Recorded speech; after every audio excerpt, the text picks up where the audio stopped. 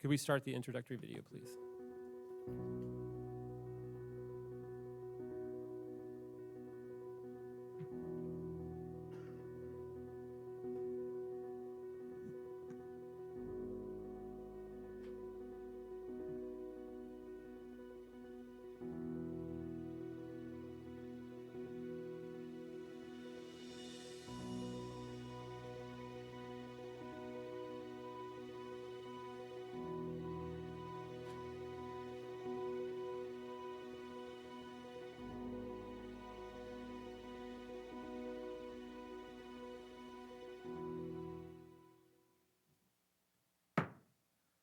I'd like to call the January 3rd meeting of the Buncombe County Commission to order. Thank you all for being with us this evening. Let's begin our meeting with the Pledge of Allegiance. Please rise and join us in the pledge. I pledge allegiance to the flag of the United States of America and to the republic for which it stands, one nation, under God, indivisible, with liberty and justice for all.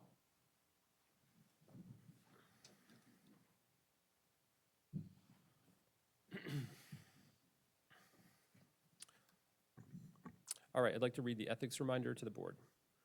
In accordance with the code of ethics adopted by the board, all county commissioners have a duty to obey all applicable laws regarding official actions, to uphold the integrity and independence of the office, to avoid impropriety in the exercise of official duties, to faithfully perform the duties of the office, and to conduct the affairs of the governing board in an open and public manner. Is there any item on the agenda, the outcome of which would have a direct, substantial, and readily identifiable financial impact for any board member? Does any board member have a financial interest in any public contract coming before the board today? There being none, all board members have a duty and obligation to vote on any matters voted on by the board at our meeting this evening. Commissioners, are there any questions about any items on the consent agenda?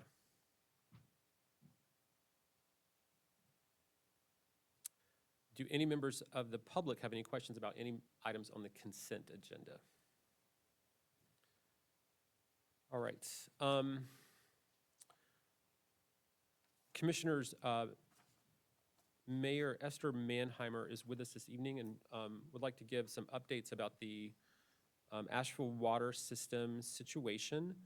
So could we add her to the agenda after the public comment period? Is there a motion to approve the consent agenda and the remainder of the agenda as published with the addition of an update from Mayor Mannheimer after public comment? So moved. Second. All in favor say aye. Aye. Any opposed? All right. We now come to public comment. We have a list of folks that have signed up. Each person will have 3 minutes to address the board. You'll get an orange light when you've got about 30 seconds left, and then a red light when your time's up. And we do ask that folks please discontinue your comments once your time's up, because we want to give everyone the same amount of time. And I'm going to go through the list of folks who've signed up. If anybody else wants to speak during public comment, there'll be an opportunity to do that after I get through the folks who've already signed up. And if I mispronounce your name, I apologize in advance. The first person that signed up is Jean-Pierre Dubriel. Come on up, and come over to the podium, please. Familiar with the process, so we apologize in advance. No problem. So you have 3 minutes to make your comments, and there'll be an orange light that will come on when you've got about 30 seconds, and then a red light when your 3 minutes is up. Okay, well, I want to address the Pinos Cove building issue first. I'm grateful that the rezoning that was proposed got rejected. So that's a very good thing. Thank you. Now I want to address the issue of infrastructure. The road, Sweeten Creek is already a disaster with no improvement in sight. There's another development, 1,200 houses in front of the school going on. That's not going to improve traffic. Mills Gap is a disaster, and Pinos Cove Drive, you really don't want to meet a truck when you're driving on it. So what is going to happen to traffic, which is already pretty much a gridlock most of the day. Second issue is, I mean, we've seen the disaster, the debacle with the water issue the last week. What's going to happen with a sewer that is supposed to go over the mountain and back into a system that was designed for a limited number of users? How many pumping stations? How much noise? How much maintenance? How much traffic is it going to create? These are questions I would like to hear answers about. That's all I have to say. All right, thank you.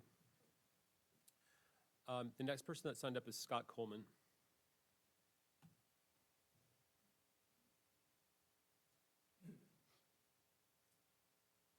Good evening.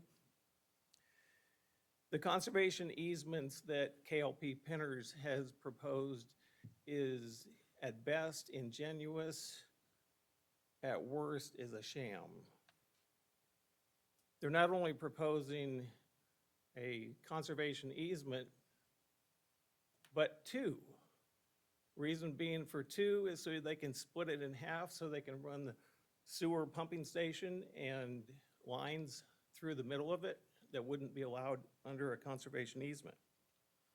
The only reason for splitting it like this is to be able to increase the bonus density so they can build more houses and get more return on their investment.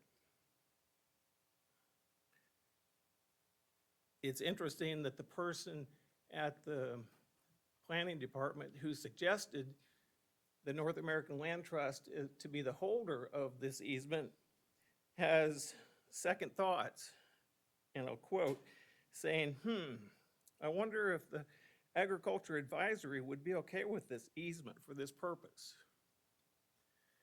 Also, the North American Land Trust is mentioned in 26 lawsuits, varying degrees, settled, not settled yet.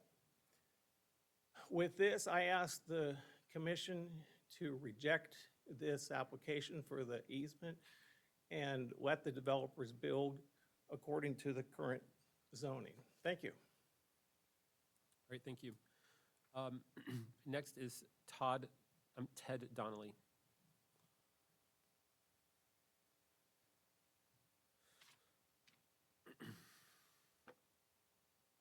Mr. Chairman, council members, citizens, I come before you to request the Buncombe County Board of Commissioners do two things. First, disapprove the conservation easement sought by KLP Pinners, which is a thinly veiled attempt to cloak within an otherwise laudable method of environmental protection a previously disapproved proposal for construction of multiple homes and townhomes in an area which scarcely has sufficient infrastructure to support present development. Second, take appropriate action to ensure that this otherwise sensible easement process is never again used by predatory development corporations to circumvent legitimate oversight by elected bodies and concerned citizens. The facts are not in dispute. On 24 January 2022, the Buncombe County Planning Board voted overwhelmingly to disapprove an attempt by KLP to gain approval for a significant development in this exact same area, in large part because the existing and planned infrastructure, water, sewage, roads, stormwater drainage, were insufficient to support the large additional development in this small and constrained area. Subsequently, KLP Pinners applied for a conservation easement, which includes a plan for essentially the same development, but which avoids planning board scrutiny and severely restricts the right of concerned citizens to comment. Essentially, KLP Pinners seeks a second bite at the apple, and they do so in a manner which both circumvents this intent and purpose of the conservation easement and denies concerned citizens a real voice in the process. This circumvention should not be permitted. Elected bodies of Buncombe County, including this planning board, derive their just powers from the consent of citizens who consented to be governed. In exchange, we, the citizens, expect you, the elected officials, to use those powers to support and defend our rights against economically and politically powerful organizations such as KLP Pinners. We seek nothing extraordinary from this board. We seek simply that you do your duty as elected officials to support and defend the rights of citizens. Deny KLP's duplicitous end-around development proposal that imposes significant new and unfunded burdens on already overstrained infrastructure, and close the loophole that enables development companies to circumvent the intent of the conservation easement, avoid appropriate oversight, and restricts the input of concerned citizens. Thank you. Next is Kathy Anders.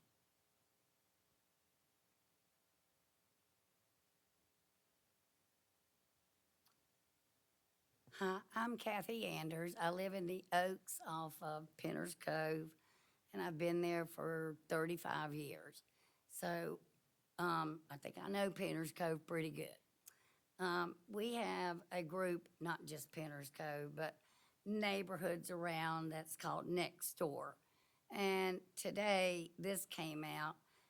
I did not write it. It's by Laurel York. And she says, maybe it's rocket science, too difficult or impossible to be learned by existing leadership. You don't allow development until you are sure your existing infrastructure can handle it.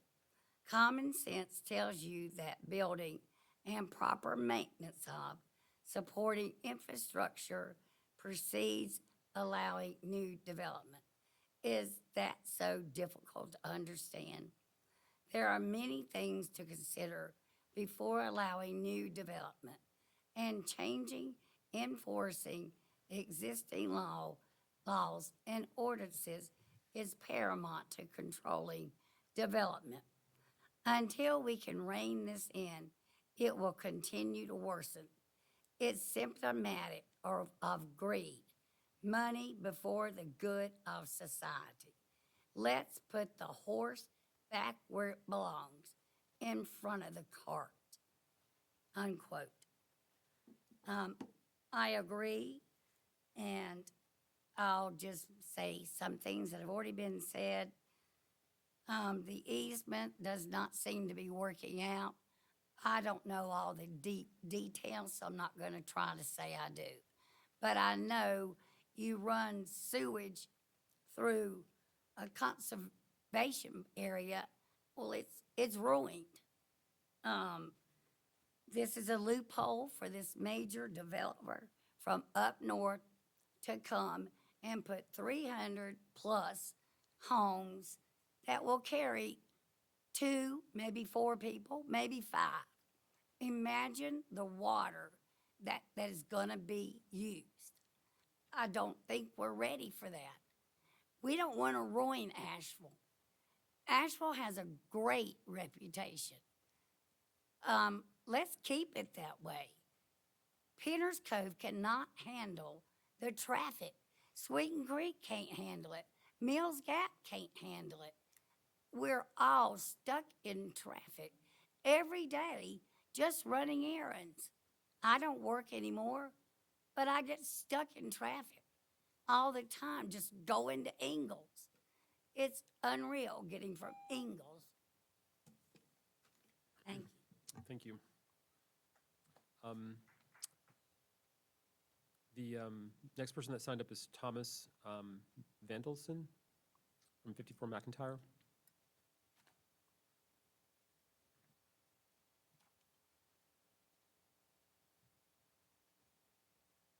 Again. So we got Thomas Van Dalsen. I actually started my comments in the last meeting, so I'll just kind of carry off from there because I did run out of time. I want to echo several of the things that were said, but in my opinion, this is a third bite at the apple, right? So I'm here obviously about the Penner's Cove development as well, and where my comments left off last time is this for me is an issue of public trust. I said before, and I don't understand what we're doing here, and I'll say it again. I don't understand what we're doing here because this is already decided. The rezoning board said, no, we're not going to rezone, 7-1. It was decided that the plan would not be accepted for all of the legal and safety reasons that have already been cited. And now we're here again. It's boggles my mind that we have elected officials for this purpose, but we still have to take off of work, take our time to come down here and state the complete obvious, that this is ridiculous. They couldn't find anybody in, I don't know how far it is to Pennsylvania, a 300-mile radius, a conservation group that would accept the terms of this because it had no public benefit, and nobody wanted to be associated with it. So they went back to Pennsylvania, which amazes me that you're allowed to do that, and found somebody there to sponsor this bill that has no connection to the neighborhood, has never seen this, and it's a loophole. And I won't be as kind. I called it a sham last time. I'm calling it a sham now. And it's not thinly veiled. I mean, it's ridiculous. And I don't understand why we as citizens have to gather and state this. And I think what it comes down to is a lack of trust. If I could trust that my elected officials would see through this and just do the same, have the same reaction, that this is ridiculous, and how can this even be allowed? I've heard before that it's the law, it's not supposed to make sense, but that's the reason we have an elected body that is able to use their own discretion and virtue and intelligence to see through this type of thing and just laugh it out of the room. So that's my request, is that you look at this and laugh it out of the room. And hopefully I don't have to come back here and say all of this again. So thank you very much. All right, the next person that signed up is Don Yelton.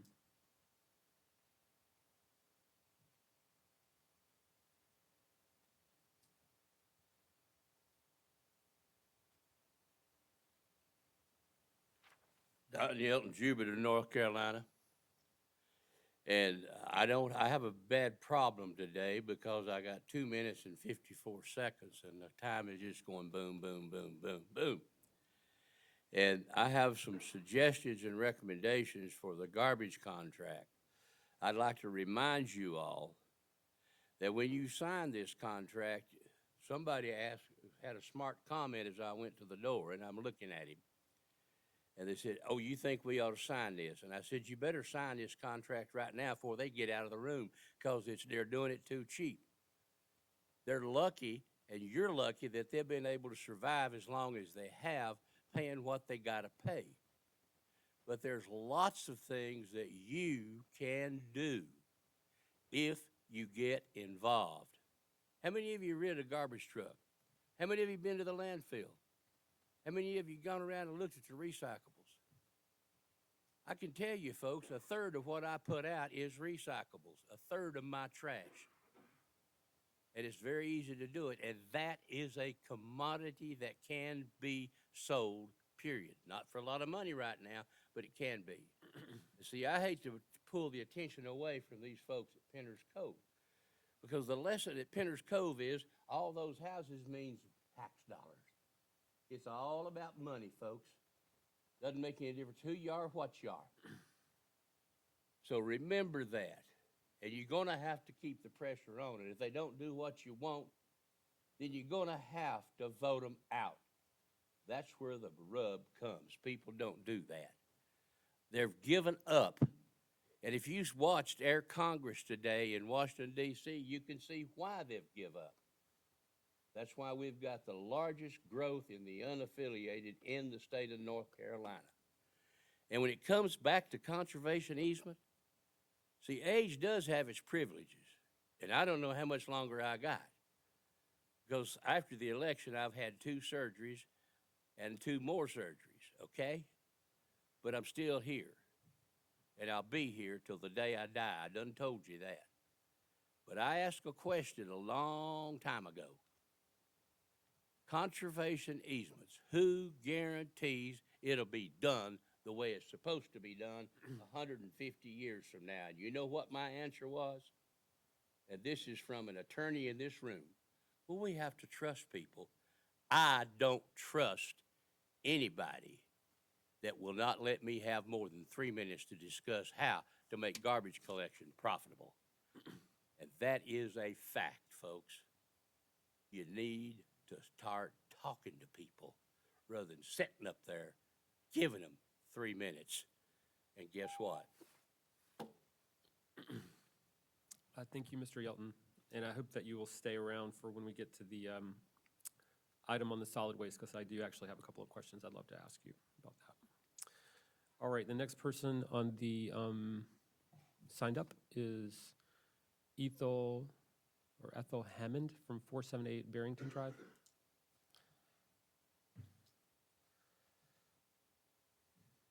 Hi, when I signed up, I didn't know I'd be speaking, so surprise on me. But I am very concerned about this proposed development, Pinner's Cove, which I live and reside. I've been there about 2 years, and in the 2 years, I've seen some pretty horrific things almost happen and happen on that road with trucks that aren't supposed to be there.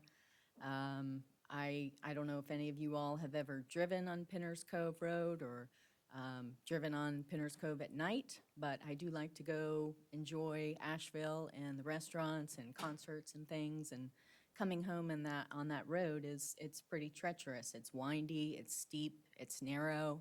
There are blind spots, and I worry about having 500 more vehicles on that road. It's not right. It's beyond the capacity of what it can hold, and I think that I understand you all have already voted on this once. And so again, I'm also very perplexed as to why we're here again. But I guess there's a possibility of a loophole and a breakdown of how this land is, supposed to be used. And so if we break down the regulations for this project, what's going to happen for future projects? What's going to happen? We're put in a dangerous situation so that someone can capitalize and make money, and so that we can clean up the mess and have to deal with it. And it's unfair, it's scary, it's not right. It's not right that big dollars come in and make decisions and ruin the way that people live. And, I just encourage you all to stand strong and do the right thing, and that's why we elected you, so that you'll do the right thing. And I have faith that you will. And so thank you very much for your consideration. Thank you. And then the last person that signed up is Elena Big. Okay. Do you wish to speak? You're welcome to. No, I just want to, the same thing. I just, thank you for listening, and it's the same thing. I didn't realize I was going to be speaking either, but everything that everyone has said, I concur, and, I have the same concerns. We live right off Pinner's Cove Road. There's a lot of traffic. In fact, a couple of days ago, we were heading south on Pinner's Cove and noticed that, the road is very, very deteriorated, and we wonder, how would this even, if this can't pass, how are they going to get all those trucks and all that equipment up there and all those extra cars that would be on the road, et cetera? So just like everyone else has said, it already got declined once, and how they have been able to circumvent and we're back here again doesn't even make any sense. So we're trusting you guys to decline it once again, and hopefully it'll be behind us. So, everybody has had a lot of really good points. So thank you for being here. All right, thank you. Are there any other members of the public who wish to address the board during the public comment period? All right, well, thank you. We appreciate everyone who took time to come out and address the board this evening. All right, the next item on the agenda is an update from Mayor Esther Mannheimer, who I think is here somewhere. There she is.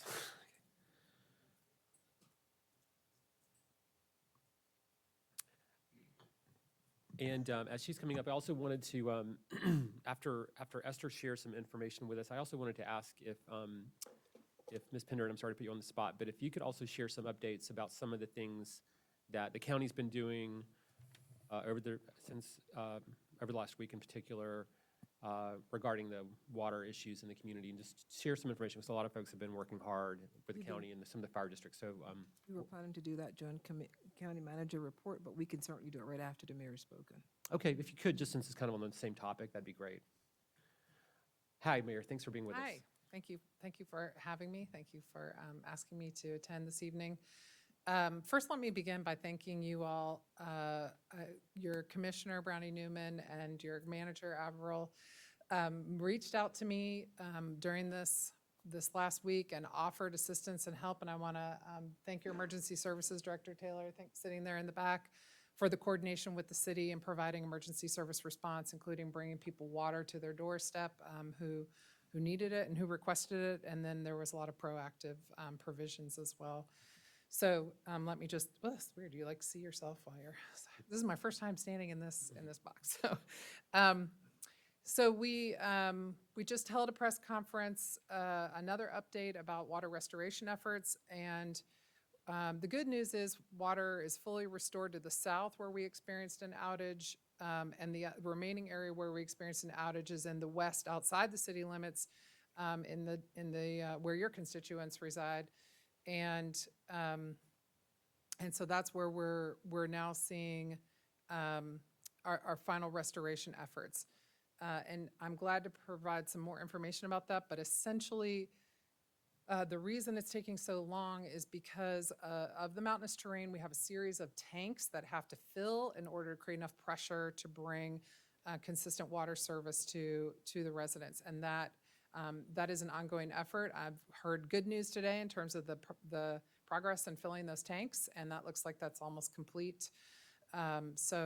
But we do have, in addition to that, there are some pockets, if you will, where the city's meter may be at the street, but the subdivision or mobile home park or whatever residential area it is served by their own private side pump or tank, and then those facilities need to be charged. So you might have residents who live in the lower area who already have water, and then you have folks say, well, I don't have water yet, I'm higher up. And so that's just part of the process of getting the entire system recharged and everyone served.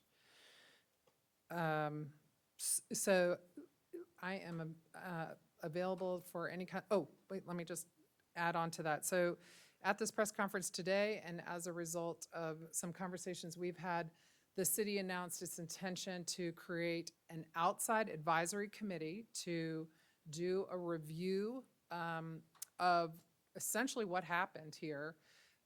And Mr. Newman reached out to me and asked whether or not the commission could appoint a couple folks to that advisory committee. I think that is a great idea and very appropriate because we have overlap in terms of customers impacted and also because of our collaboration around emergency service response. So that would make a lot of sense to me. This advisory committee would be made up of subject matter experts in terms of water service, water delivery, emergency services, emergency crisis communications. But then also we would want a resident representative of the residents impacted and a commercial user probably to be on that committee as well to represent commercial users that were impacted. The idea would be for this committee to move swiftly and give us a 30-day report, a sort of a after action, if you will, in terms of what happened. And then a longer term, maybe a 90-day report of recommendations around capital needs, communications, emergency response, if there are any issues there. So just kind of a full set of recommendations. They'll have the daunting task of looking at what is already planned for capital in our water system. We do $10 million worth of capital improvements every year already, and there are already planned meter changes and other things that'll help this situation, but we need to make sure that that plan is exactly on target with what we've seen in the last week and a half. So, and if changes need to be made to that plan. All right. Yeah. Is that all? Well, I'll stop here and see if you have any questions. Okay, great. Thank you for being here, and thanks for those updates and the ideas around the creation of this review committee. And Commissioners, are there any questions at this time?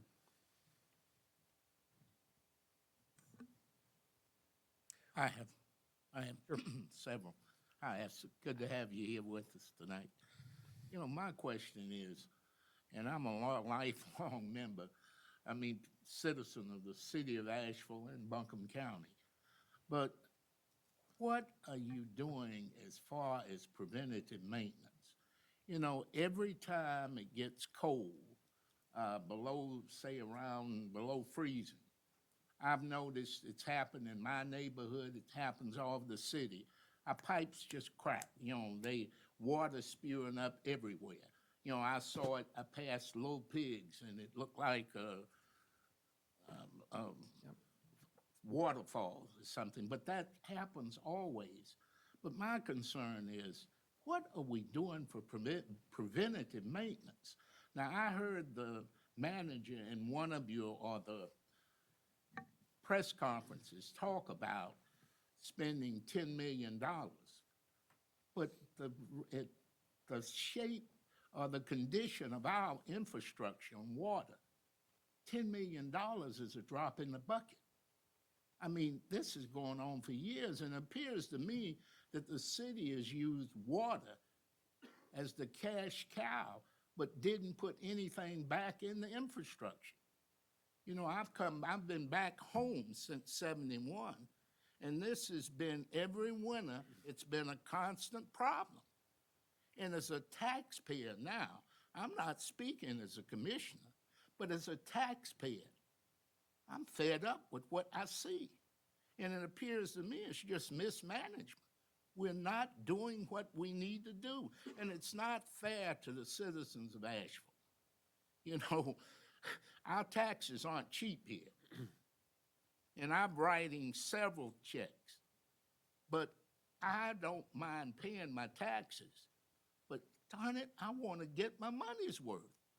I believe in paying for what I get, but I don't believe in paying for what we don't get. And what I'm saying here is what 100,000 people who live in the city of Asheville, and not to mention all the people in the county who use our water system, they're asking the same questions, but we don't seem to get any answers or see any progress. But I'm concerned about that. I mean, And I we've would be got glad to do address, something. yeah, I would be glad to address a lot of what you just said. So we do have a $10 million capital planning program in place to upfit the water system. And in fact, we just completed a $50 million upgrade to the North Fork Reservoir to redo the dam and that infrastructure. We have 3 facilities that provide water to the water system, North Fork, the south, and we have one additional one. So I want to make sure that a lot of what you said is acknowledged in terms of the need to continue to improve the system, but I also want to correct some things that you said that I do not want the public to misunderstand. One is Asheville has a local bill that restricts it from using water revenue to supplement its general fund. That is not a cash cow. The water system revenue is not a cash cow for the rest of the spending. That is not allowed in the city of Asheville by state legislation. Where has the money gone? Well, so I just want to be clear about that. Yeah, I want to be clear too, Yeah, because it's understand where unique, the money is spent. it's unique to Asheville. And that happened because, in part, in the old days, and this is before me or you, wherever in office. Might be before you, but not necessarily before me. Before we were in office, the city and the county were both allowed to take 5% off the water system to use to supplement the general fund. And I think it is agreed that during that time period, the water system was not adequately taken care of. And that's a long time ago. So in contemporary days, we have made an incredible effort to have a strategic plan around capital to invest in the system. And those monies aren't taxpayer money, like, in other words, it's not tax revenue, it is fees. It's fees paid by water customers that pay into the system.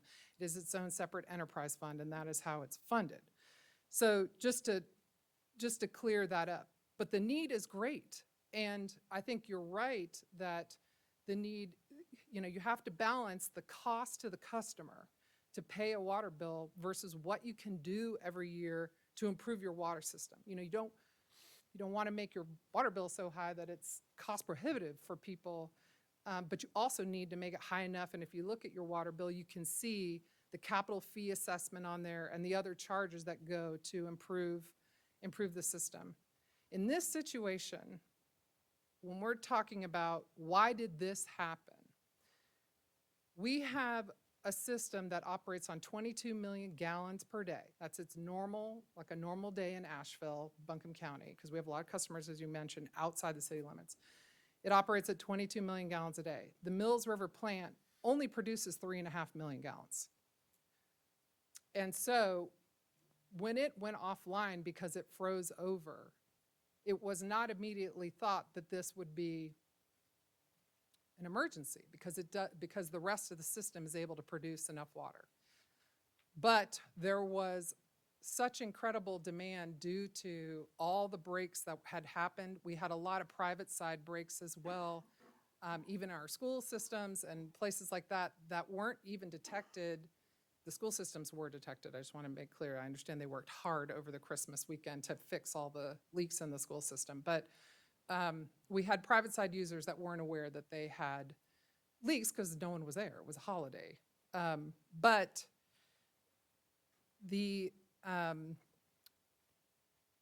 I think what we're going to find when we look at this after action is decisions were made about how to distribute water throughout the system so as not to put the entire city on a boil advisory, including the hospital system. But what that meant was that Mills River plant needed to come up back online fast enough to recharge the south, and that took longer than expected. And so I think when we focus on causation and prevention, and I'm getting ahead of myself, and I am not an engineer, but I am certain we are going to find that what we need to do is better to make that plant more resilient so it doesn't ever freeze over again in a prolonged period of freeze. It's only been in operation since the late 90s, so I don't know if we've ever simulated this situation exactly that we experienced this past week and a half. But I think that's what we're going to find that we need to, and from what I heard water staff saying today, is that steps are already being taken. Because the concern is, of course, well, what if we get another freeze in a month from now? How will we make sure that we don't see something like this happen in the immediate future? So I hope that kind of, I do not want to take away from what you're saying, Commissioner Whitesides, because I think as a water customer, you should be outraged and you should want to know what is the plan to make sure this system is resilient and can handle climate change, can handle aging infrastructure, even with a robust capital plan, and not have a failure like this, which is unacceptable.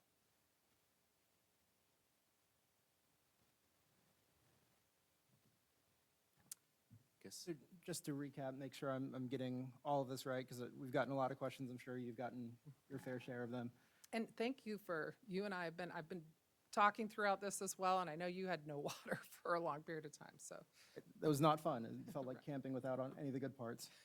What I'm gathering from this is that there is going to be an analysis. We're going to have an action plan that's going to address the why, how to fix it, future improved responses, better coordination with us and City Council to make sure that we're addressing all parts of this, community input as part of this, even for the folks who are in the Candler area, for example, who do not necessarily have that same flow of information coming to them. Do you have any idea or are you open to discussions about how we make sure that information flows to every part of our county?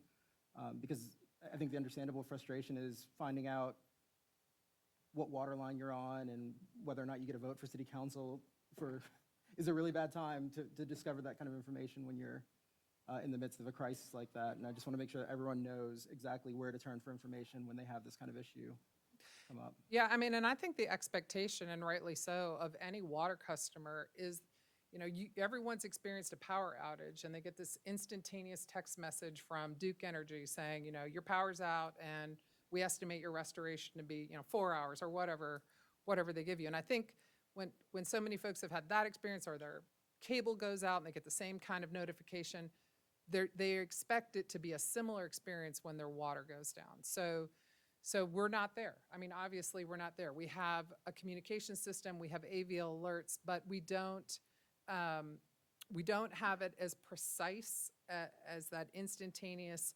notification to each customer affected, and also having that real-time data to know, even in, when you flip the power back on, the entire subdivision lights up at the same time. But when you turn the water back on, the first house gets water, then the next house gets water. So it is a different system in terms of restoration.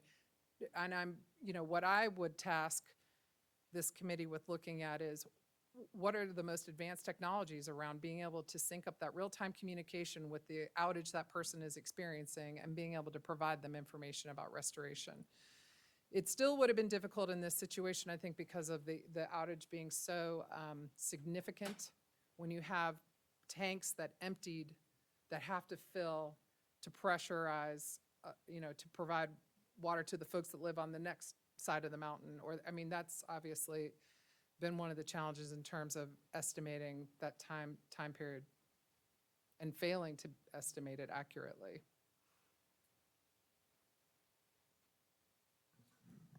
Parker? Yeah, I guess I have one simple question, and I am super supportive of a kind of a joint task force to look into the what happened and kind of what to do next. But I think I just want to ask the simple question because I'm not sure we're all clear, and I'm sure you have questions too. But just kind of, if you could go back to Christmas Eve and just kind of summarize, to the best of your knowledge, what happened and what kind of dominoes fell to bring us to this point. So what I understand, just as a layperson learning about this, is that the water intake at the South Asheville plant, the Mills River plant, froze over like a ice skating rink, if you will. And so it was not producing water. And apparently it's not as simple as, we'll just thaw it out and then it can produce water again. So it was not as simple as that. And then, what I heard staff saying, I think the first call I was in, I did not know about this until Monday, and the first call I was in was Tuesday. And, staff had been saying, the strange, I told you we operate at 22 million gallons a day. It had gone up to 28 million. And so what that means is, first of all, everyone's home and using water. But it also means there are leaks happening. We knew about leaks on our side and had teams out there the whole time trying to repair them. But we knew there were leaks on the private side, and we knew there were leaks on the private side that weren't even detected yet. So that's going to show you that really high water demand. So we knew that was, we knew that was happening. And then I think there were decisions made to isolate service areas to make sure the entire city didn't suffer water loss and have to go under a boil water advisory. Unfortunately, bringing that southern plant online took longer. And so meanwhile, you get water draining out of the system, you're losing water in these tanks that take a long time to fill. And so the result is that although you isolated the problem, you created a situation that was going to take longer to restore water service, if that makes sense. Thank you. The West is a little different because the West is fed, the far West is being fed by North Fork. But because it lost pressure, meaning the tanks drained, we had to bring in an auxiliary pump to speed up the water restoration to that area. So normally you wouldn't need that. You would have that system pressurized and it would just be continuously replenishing. But with that loss, we had to bring that system in on it just temporarily to get it, to kind of supercharge it, if you will. But even with that, you can see how long it's taken. I have just a couple of logistical questions, and I know that the idea of the advisory committee, this kind of task force, independent task force idea is very new, right? So I don't know what level of detail's been kind of fleshed out on that yet. But just, I think we all have this sense of like, we're going to do this. Let's do it. Let's get these folks there so they can focus on answering these questions and thinking about good recommendations for the future. So since we are meeting tonight and we don't meet again for 2 weeks, can you share any more detail with us about how many appointments the county will be invited to make, and if there are kind of particular categories of people that you would like for us to seek, or whether it's completely flexible? Because we've got some other boards and commission stuff to address at the end of the meeting tonight, and we could actually at least start that conversation some, not with appointing someone, but like how we're going to go about looking for people to appoint. Yeah, so I would hope that we wouldn't make it a huge committee. It needs to be somewhat nimble, be able to work quickly. I'm hopeful that, and council meets Tuesday, so a week from tonight, to be able to vote to create it. Around 7 to 9 folks, maybe half of them are water experts, water people who serve as the water director of another city. We'd like to see someone who has experience in the mountains, like a Knoxville or a Johnson City, someone who has that experience. You would want folks that know about plant operations and distribution service on the water side. So kind of engineering type of folks on that. And I would imagine that would be, 2 or 3 people that fit that category. You would want, I would think, someone who can talk about the real-time metering and being able to have that interface with customers that's as fast as possible and as accurate as possible. That may be somebody different that has some kind of more technology expertise. Crisis communications, maybe. And then also emergency services. So, we have operated with Buncombe County Emergency Services to help provide emergency waters for folks. The 211 system came into play during this. So maybe the county would be able to think about somebody who fits that description. And then other than those subject area experts, I think we would want someone who represents residential water customers and someone who represents a commercial customer. That's just a thought. We're open to suggestion. If you have, if you look at this situation and you're thinking, well, we think you really need, someone else who fits a different description, we'd certainly be open to that. You might think about appointing someone who represents a residential customer and you're outside the city. So just some thoughts around that. It is a little, there's definitely a sense of urgency around this, so we're eager to try to get it up and running. I was just talking with our staff about kind of what'll need to happen to make that possible as quickly as possible. Right, that sounds good. So we'll all, I'm sure, be reading more about this and, over the next few days. But I guess I would just say, that all sounds great. I mean, those kind of like technical experts sound, like obviously we want to have that perspective there. These are complex engineering questions, right? And, but also representing the families and businesses as well. That's obviously super important too. So I guess I would advocate for us to basically kind of because we have to go through an advertising process too to sort of solicit people. So I guess my suggestion would be that we go ahead and kind of approve the idea that once the city council formally creates the citizen advisory committee. It'll be let me tell you the name of it so that we don't, because it's, there was some, hold on, I can't get my papers apart. All right.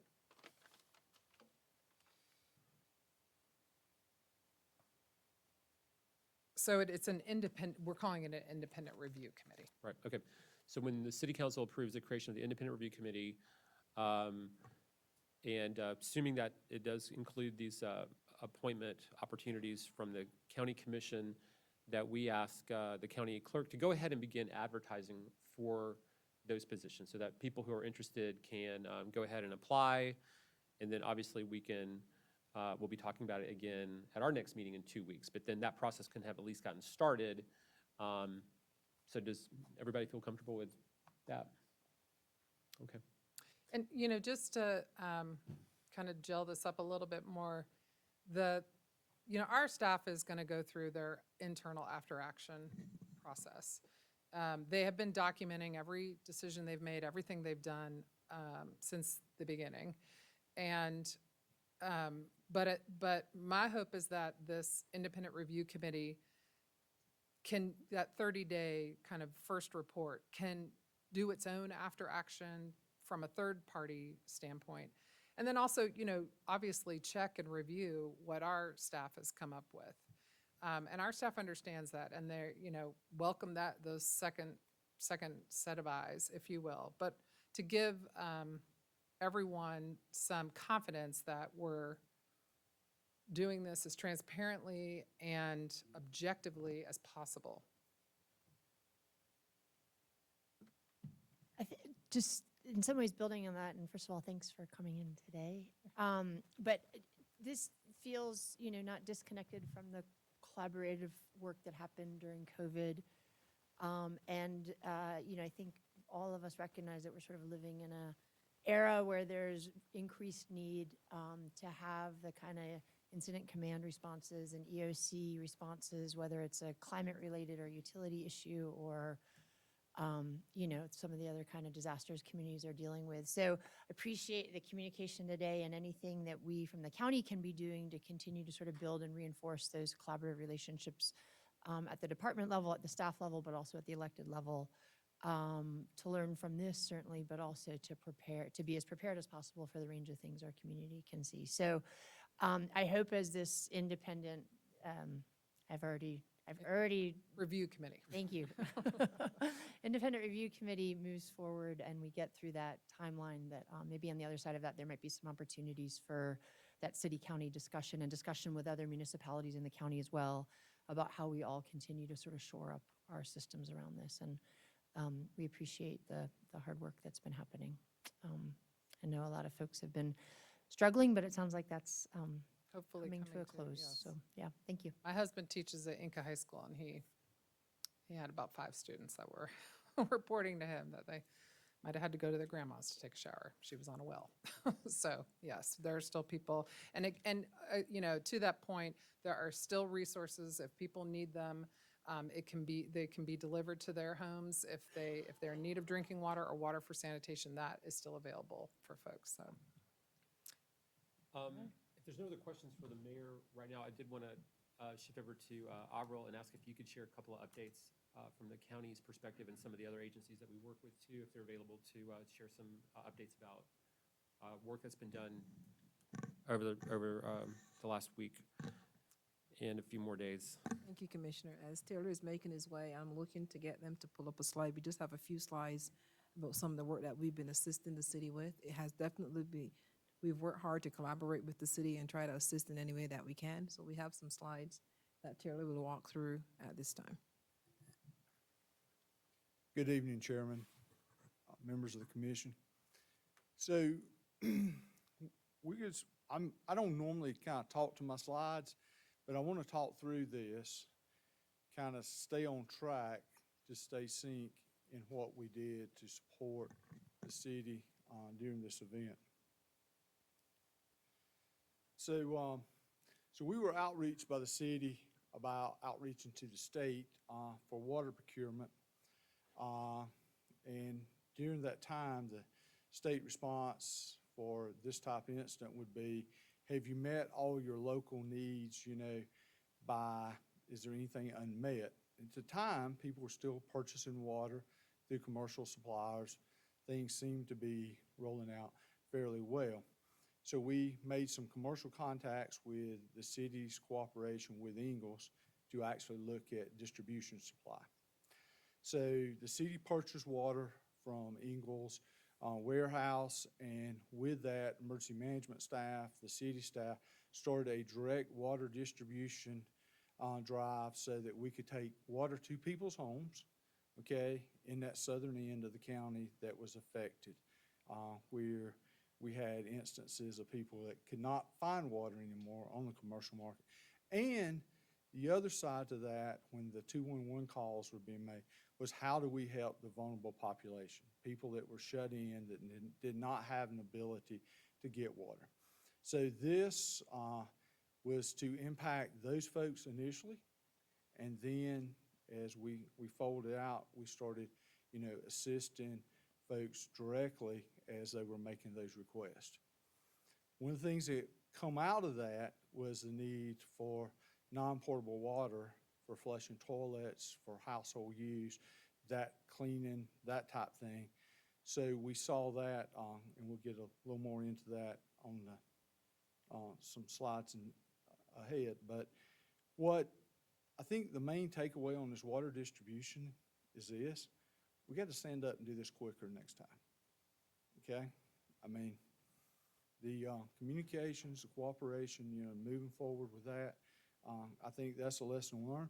But what I did see, and I've seen this since COVID, is the city and the county work really well, and the mission critical things, making it happen, putting water in people's hands, setting up distribution centers, all that went really well. And we had support from the city fire marshals, county fire marshals, the city parks, the recreation department, emergency management staff, emergency services staff, Swananoa Fire Department, Inca Fire Department, Candler, West Buncombe. All these departments were actively engaged into helping us, get this logistics and water distribution set up. Also, our nonprofits. We had a lot of conversation with Hearts with Hands. We had conversations with some of our faith-based organizations about setting up emergency shelters, shower needs through the Baptist Association. All those things went really well. You got to remember, this was also done during a holiday, and we had good access to people that really stepped up to help in any way they could. Okay, so that part of everything went really well. So emergency services worked with HHS staff to actually, we had a conversation with Stoney's team and folks kind of going into the cold weather for the Christmas holidays when we see the Arctic front coming in, to allow the community paramedics and the all the nonprofits that supports Code Purple.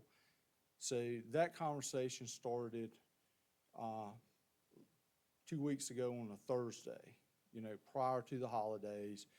And the community paramedics did a really good job in outreaching people, getting people in shelters, enforcing the Code Purple, making all those things happen, and the pre-planning. So the fact that that was pre-planned, when we needed the additional staff, we already had rosters in effect. And so that just rolled out kind of naturally because it was pre-planned because of the Code Purple events. So once we determined that we had a water outage and the vulnerable populations, we contacted all the assisted living facilities that was there. We did not have any unmet needs there, but we stayed in constant communications with them every day to make sure that didn't change. We also outreached to the Housing Authority, had communications with them about any unmet needs there, and we talked with a lot of community leaders, during this, which went really well. Our public engagement team, Lillian's team, did an outstanding job in getting the messaging out to folks once we reached a point to where we were running out of water through distribution of people being able to buy. They were having to go to other counties. And at that point, we made the decision to create these water distribution centers at Inca Fire, Station 2, West Buncombe, and Woodfin, because that was the west end. By then, the south end was getting the water restored and was in a better place. So with that, we set those up, and as you can see, so far in the Inca, Candler area, over the last 3 days, we've had 120 households outreach to us for either drinking water or for non-portable water. Most of that is for non-portable water, okay? West Buncombe had around 140 households. And then the Woodfin station we closed because we only had 4 folks. That come online a little faster than we were initially anticipating, so we closed that location down today. So in supporting our schools, because of the boil water advisory, we needed 16,000 bottles of water daily to support each student having 2 bottles of water for their hydration. So we work with the school districts and Hearts with Hands and Sam's and some other distribution to get that up. And not only have a plan for today, but tomorrow and over the next few days as we look into when this boil water advisory, how long it lasts. So we've been working hand in glove with them. I know Avril had some communications with y'all to advise y'all what's going on there. And we continue to support our school system in the bottled water to make sure that delivery stays in place and we have a good distribution source. We, for the remainder of time until the west end is fully pressurized, we intend to keep the West Buncombe station going and the Inca station. I talked with Chief Howard earlier in Inca, and he said that traffic had increased a little bit this afternoon. And so, and we're seeing that's kind of a trend as people get home. They're coming in and using it. So we will continue to do that. But I really want to thank our partners at the City of Asheville Fire Department, the county fire departments, the Red Cross, United Way, Hearts with Hands, HHS, and all the other county partners that stepped up with us to make this happen for our citizens. We've been engaged all through the holidays with the Code Purple and with the water outage issues, and had tremendous support and collaboration, to get those things done. But moving forward, I applaud the effort of putting together this task force to look at this, because it's not just water that we need to be looking at, but we need an all-hazard approach. Much like we saw in the senior officials workshop that we did with the commissioners when we did the winter storm exercise, is having that all-hazard approach so that whether it's a power outage, whether it's a water outage, we have the resources and capabilities and infrastructure to respond to that. Y'all have any questions I can answer? I just want to say thank you, Taylor, and to staff, and especially to our fire chiefs and departments as well. Throughout this whole thing, clearly people have been very frustrated, but whenever I speak with them, they are so appreciative of what you all have been doing to help them through this. So thank you very much. And thanks for that report and also talking about some of the ways that we need to move forward with this. And so, commissioners, I will have your next meeting, the EMS study in front of y'all, which will also show us, ways to improve our process in emergency services. I want to echo what Commissioner Wells said. Thank you to you and Brittany and all the folks that were involved in this, and to tag on to Lillian and her CAPE team. To that, kudos as well. Once we heard from Lillian, we were really able to start responding quicker and more cohesively to folks who were reaching out to us seeking answers to their questions as well. So we know it was a team effort. We really appreciate all y'all. Thanks. So I want to tell all the commissioners, I want to take just a second to brag on not only my team, but the whole emergency services team, the sheriff's office. We've all, since COVID, had this one Buncombe work together and unified. And through our county manager's leadership and our sheriff's leadership and the commissioners, just like y'all just supporting, the public safety is the #1 priority. That's the kind of things that's going to move us forward so we can help unify our response here and strengthen it. And I thank y'all for that. It goes both ways. Thank y'all so much. All right, thanks, Taylor. All right, Commissioner, was there any other questions? All right. Can I just ask for clarity? Is it fair to say, Avril, this is going to be a question for you. Is it fair to say that these Enka and West Buncombe are going to remain open until this is completely resolved for everybody? Okay. Avril, any other updates on this item? No, sir. To Taylor's point, I do want to really thank the fire departments for stepping in and doing this, because it's their staff and their water that they have been working to do this without any cost of compensation. So I want to say thank you to that team.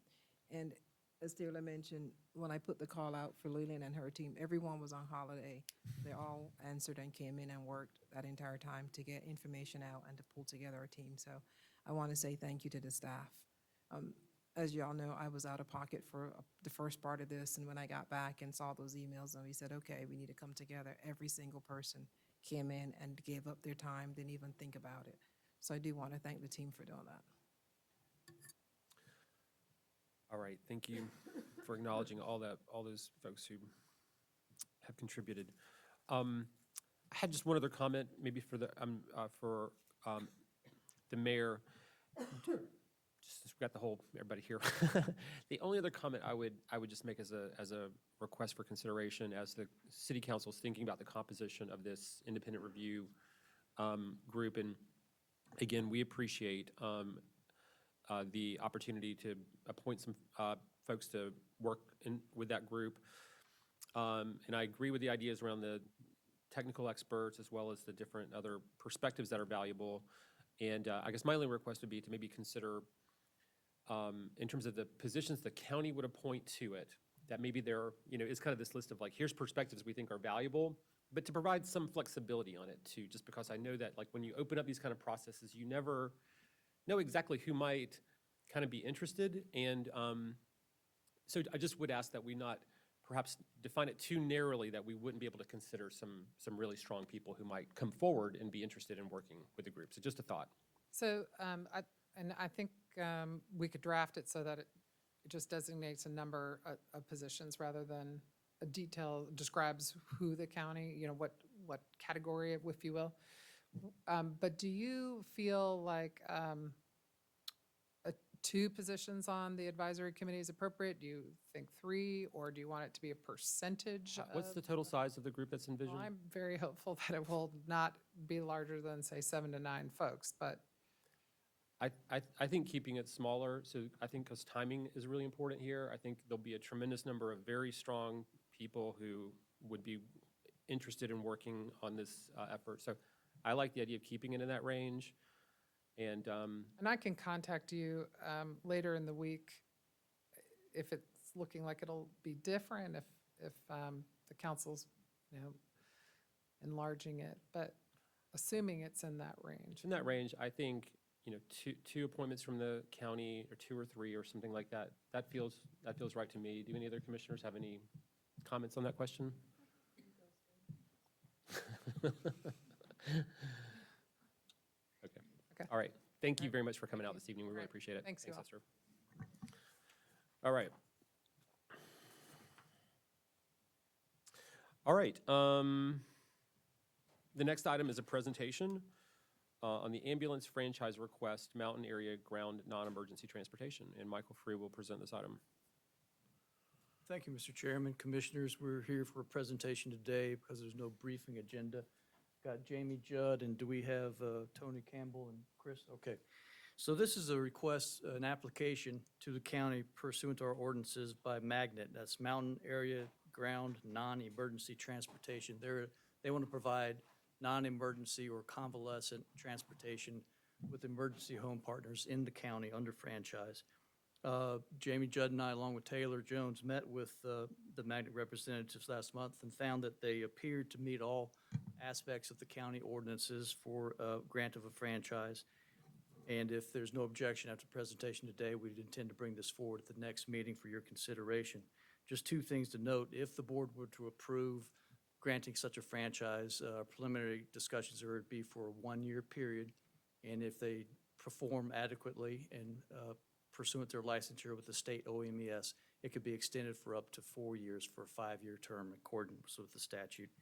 And any approval by this board would be subject to the state OMES coming and examining their facilities and trucks to make sure they're compliant in all respects. The only thing I'll point out as well before Jamie takes over is that there'd be a very marginal impact on EMS revenues because it'd be taken out of some of the convalescent transport, but that'd be more than outweighed by the benefit of having our ambulance trucks available hopefully much more often for emergency transportation rather than being tied up for 3 or 4, sometimes longer hours of time on a non-emergency transport. So I'll turn it over to Mr. Judd. Good evening, Mr. Chairman, Commissioners. Just a little background. So Magnear Mountain Air Ground Non-Emergent Transport. They're a locally owned company established in 2018, providing ambulatory and wheelchair transportation already. They partner with not only in Buncombe County, but some surrounding counties also. And they work with Land to Sky ride programs and have 15-plus skilled facilities, as well as private individuals who use their services with that. So they have been established. Like Mr. Frew said, they have been approached us pre-COVID, and then the COVID kind of slowed everybody down on moving this forward. And we're at a point now to pick back up and move forward with the franchise. They are requesting the franchise for stretchered transport. Under state rule, that makes them fall under the EMS system. That's the reason for the franchise agreement. Keep in coordinates in order to get the license from the state. They have to have a franchise with the county prior to that. And they fall underneath the EMS system and the medical direction from Dr. Hareen overall, as well as follow the rules of the system going forward if the franchise is awarded and they achieve licensure with the state. Currently, just kind of the effect on the county as a whole, there's only one other private ambulance service that's established inside the county that provides convalescent services. When convalescent services aren't available, the 911 system is obligated to provide those services. It makes up a small percentage of our total call volume, but we are seeing that impact start to increase over the last couple of years. Looking back to calendar year 21, it was about 1.2% of our call volume were these type of transports, where for calendar year 22, it had risen to 1.9%. So again, it's a small percentage, but it is starting to rise. And it does have an impact overall on the system because these transports are generally what we call wait and return. So we'll take the patient to a facility, wait for them to have their procedure, their examination, and then return them back to the originating point. And so that crew is tied up, usually several hours to be able to do that. So it would free up a 911 truck with minimal impact we expect to our revenues overall. So our position is to move forward with this and bring them into the system and support their licensure through the state with that. We do have the representatives here. If any questions from us or from them around this before we bring it back to you in 2 weeks for approval.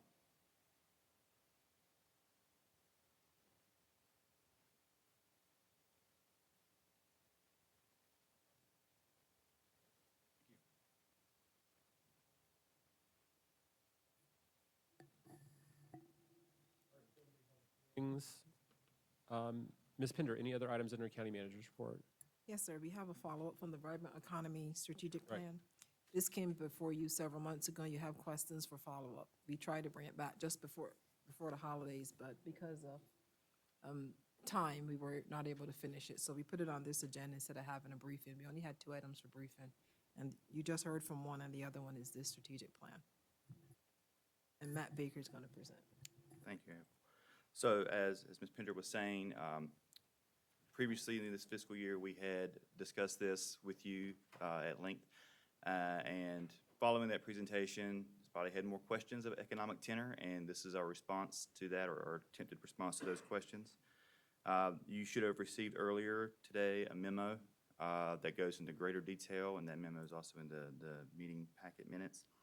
But what you're going to see here on your screen here is a much more concise bulleted version of that, and it will not cover every topic. The topics that you brought forward are covered in greater detail in that memo, and they include data that's stratified by race and ethnicity, as well as a deeper dive into some of the wage statistics as well. But starting from the top, you asked a question around median wage as compared to the state. Now, this is for the actual MSA, not for the county, so I just want to make that clarification off the bat. So for the actual MSA, that median wage is $37,356, whereas with the state of North Carolina is just over $38,000.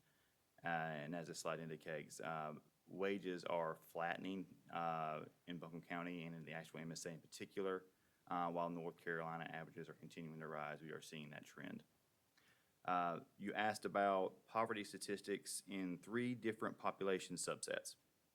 What you see here is a percentage and a number. So just taking that top bullet point, that 11.1% is referring to working residents between the ages of 16 and 64 who are in poverty.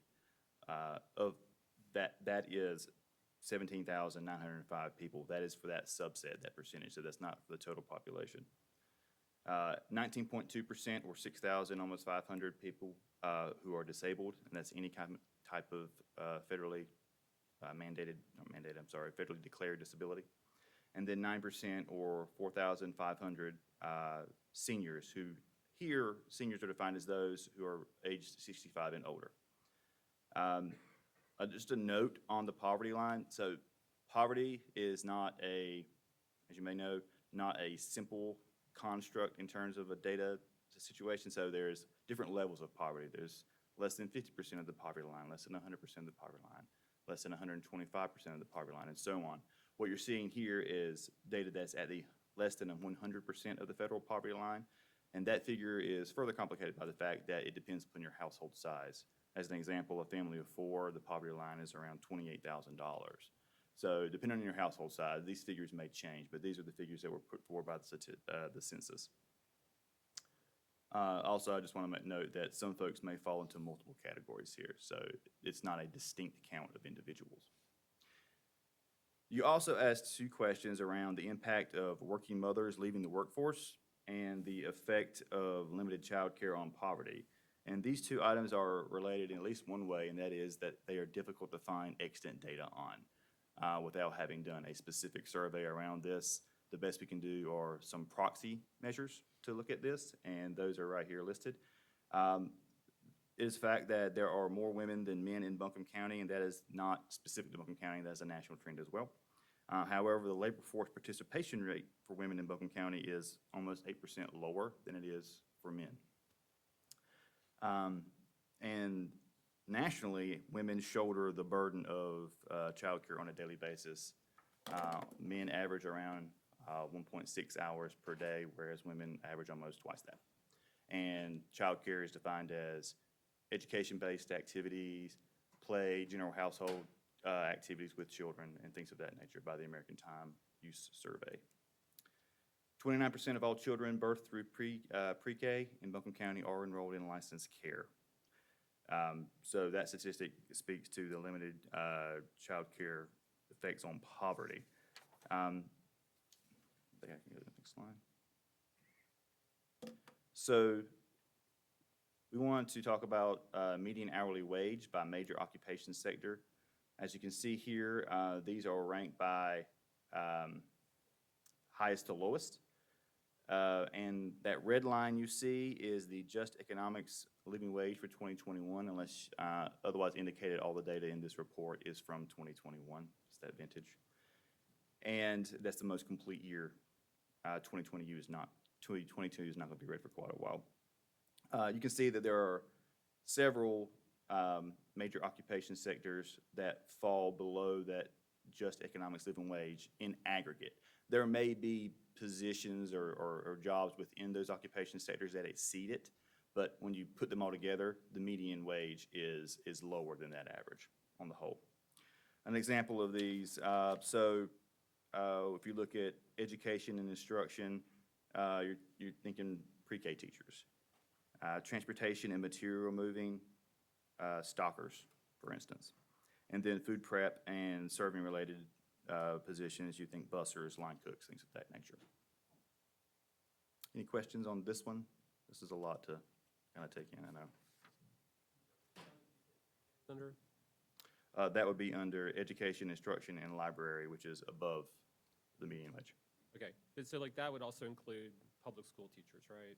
So there are some occupations that the BLS does not include in their statistics, and one of those are public school teachers because they are not classified as year-round. They are seasonal, broadly speaking, in the national economy, and so those figures are actually not released. So no, they're not included there. So they're not anywhere on this list? They are not. And you can find that additional detail on that in the full report, in the full memo. So are they included in the wages, the Buncombe County wages, that number, is that everything? Yes, included? in that median wage, yes, they would be included in that because we can get to that on an annual basis. But when you're looking at median hourly wage, they do not break that down. Okay. They also do not break it down for jobs that make over $100 an hour, effectively. So you're not going to see, surgeons in here. So one more question about the median wage and that aspect while we're there. You said that that you're seeing that the Buncombe County wages are flattening. Do you have any kind of insight? I think you said that was flattening, whereas North Carolina wages are continuing to rise. Do you have any insight? I don't want to speculate, but I can report that when I went previously to an economic conference, one of the economists that was there was speaking to the fact that North Carolina generally is having a technology boom. However, primarily that technology boom that is lifting wages across the state is centered in areas such as Charlotte, Wilmington, and Research Triangle Park. Asheville is not among those. So I would speculate, and it is just that it has to do more with our industrial makeup than it does anything else. Thank you. Any further questions on this slide? Not. Oops, I went the wrong way. So this final slide is around affordable housing. This is looking at renters versus owners of homes.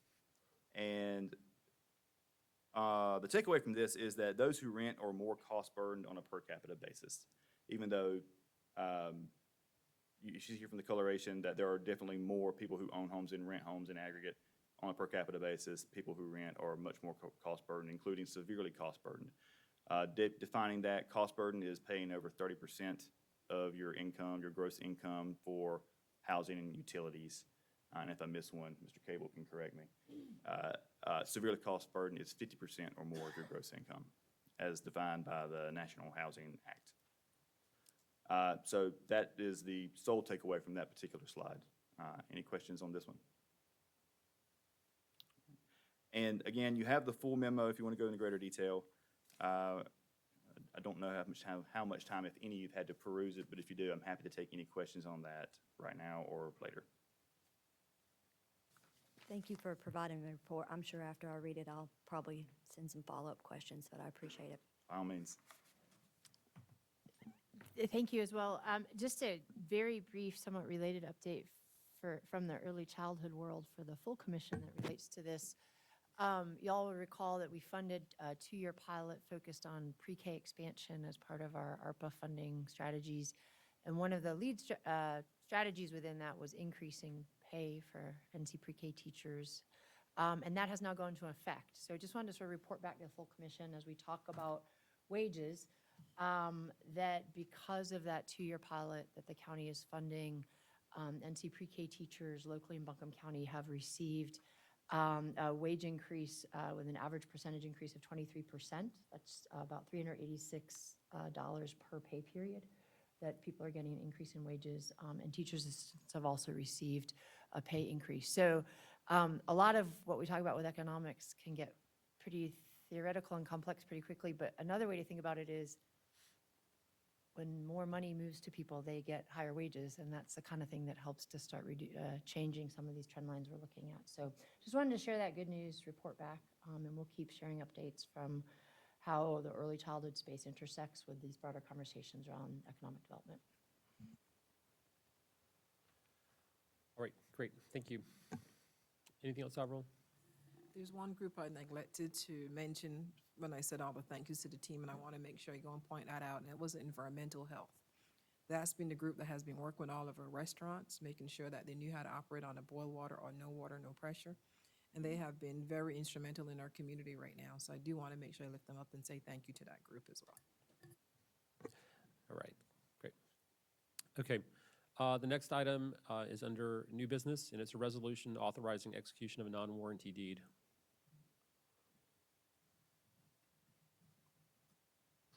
Thank you, Mr. Chairman, Commissioners, here today to just bring forward a request from Mr. Pete Gasperson through his attorney, Robert B. Long Jr. Esquire, whom I've known for 35 years and has forgotten more law than I will ever know.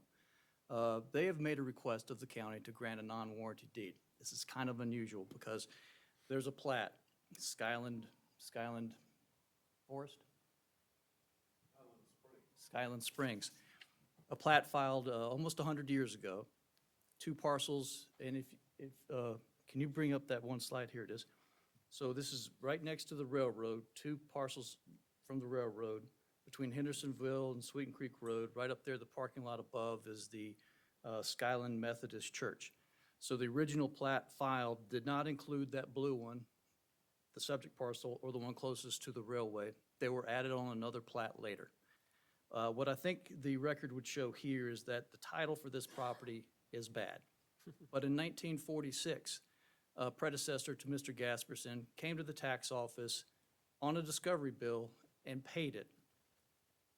There was no tax foreclosure that we can find. There was no commissioner's deed or other transaction at that time, but the tax office listed the property in Mr. Gasperson's name, and he and his predecessors have been paying taxes on this parcel ever since.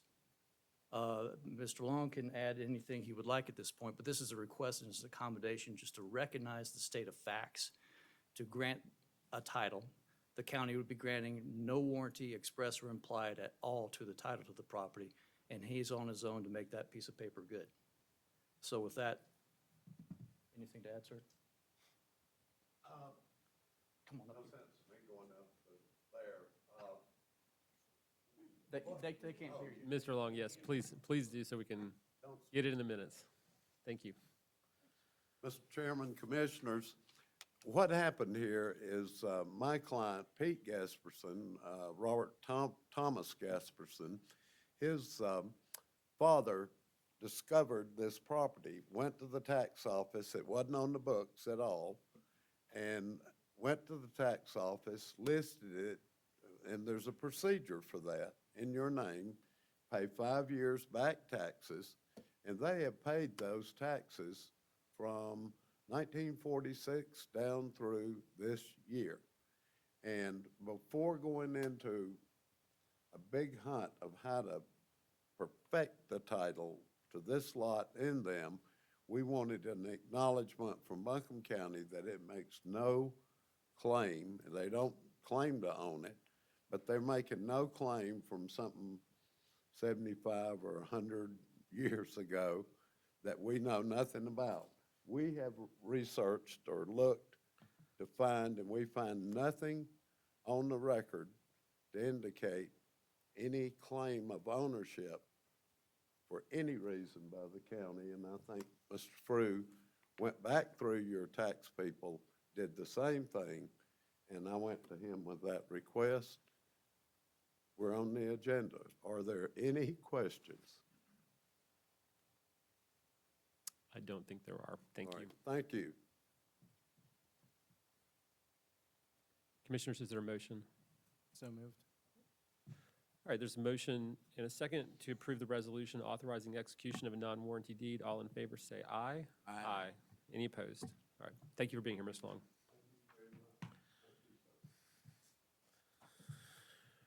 All right, the next item under new business is consideration of the Waste Pro fee increase. And Dane Peterson is here to present some additional information about this item, which we were briefed on at our last meeting as well. Yes, sir. Mr. Chairman, members of the board, good afternoon. Happy New Year. My name is Dane Peterson, Buncombe County Solid Waste Director. And as you mentioned, Chairman, the December 5th briefing, County Solid Waste staff and Waste Pro staff brought information on Waste Pro's intent to request a fee increase.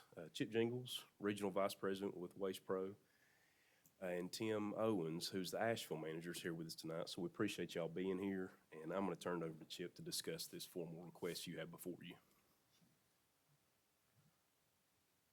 All right. Good evening. So, and just a few factors for consideration. We really appreciate it. We appreciate the partnership that we have with the county. And we want you to know that, we're committed to continuing our investment in the community. We have increased wages a lot. We have capital spend that's, going to go forth every year. This year, we're budgeted for well over $1 million in capital spend. And we're going to up our efforts on customer education. It's one thing we've been working with the Dane staff on, the customer education, especially when it comes to recycled materials, what materials are acceptable and what things are not. So, and I think that the first big push we have is to get the bags out of the recycle. Everyone should know that when you put a bag in the recycle container, that contaminates the whole load. So we don't want plastic bags in the recycle. Also, too, we're very focused on our recruitment here locally. We do have a regional-based recruiter. We have upped our involvement with job fairs here locally. A lot more advertising. We found that actual signs actually work the best. We've been putting signs out throughout the community. Those seem to work. And we have up to a $5,000 sign-on bonus with our company and comprehensive benefit package.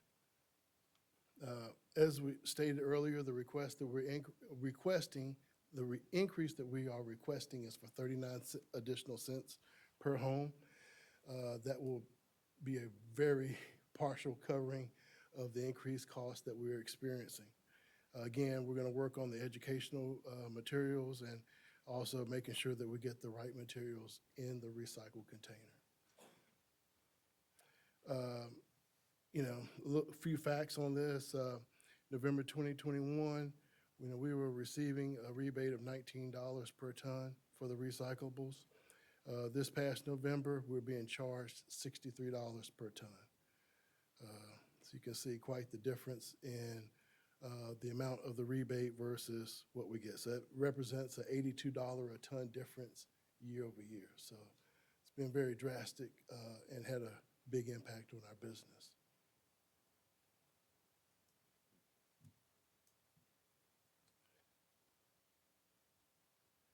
That was all I had. Is that this you right here? Okay. And so, the new rate would be $22.55. And that's it. That's all we have. Any questions?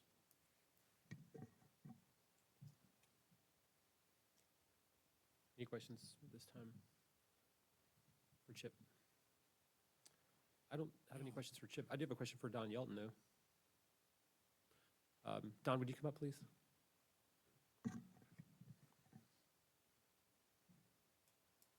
You guys can stay up here. What I'm going to say is good for everybody. Yeah, no, I appreciate you being here, and First, I want to thank you for letting me speak Yep. at this, and I think you ought to do it throughout the upcoming year on anything you vote on. Let the citizens speak, especially since you're calling it 3 minutes, okay? right. But number one, yes, they bid, and they bid to get the business, and they are suffering. I don't think their rate increase is enough, and I'm sorry, I don't. There are some things that can be done to increase the money that they make and decrease what the residents pay for recyclables. I made a couple of calls today to Raleigh, to the office that's supposed to know what the market is for paper. And nobody was in that could answer the question. Of course, that's not a shock when you call Raleigh, as you all know.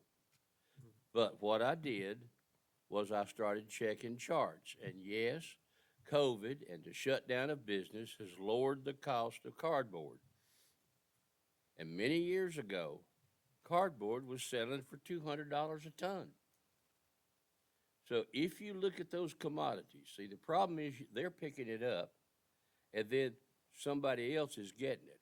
Both companies have got to make a profit.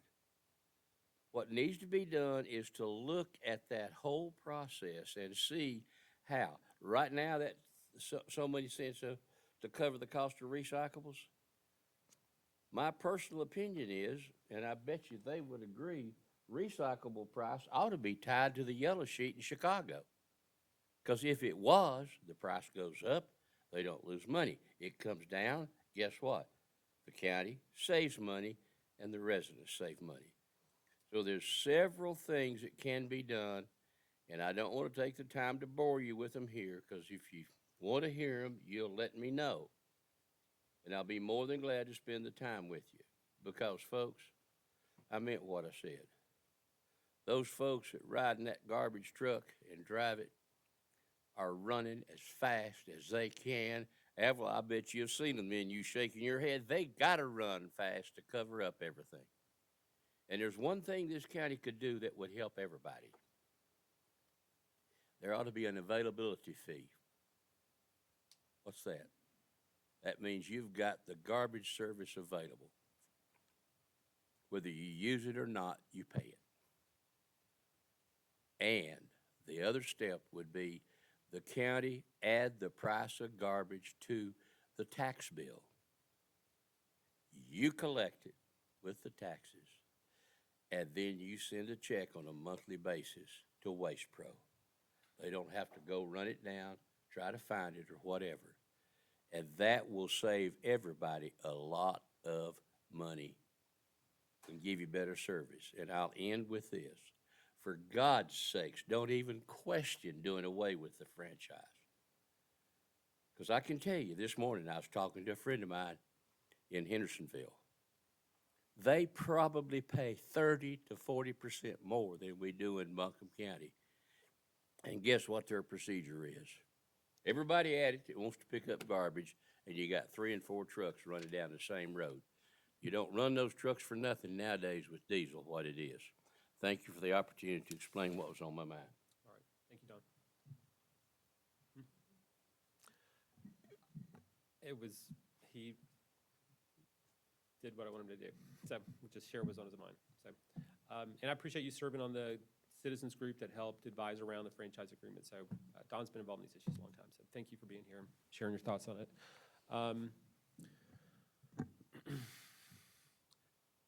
You know, let me ask this one question. I apologize for if I'm not remembering this. Is this the first time that, there's the inflation adjuster, which is automatic, and that's already gone into effect or is going into effect. We were advised on that, but that's not something that's reviewed. It's part of the formula for under the franchise agreement. So there's already been the inflation adjustment upward.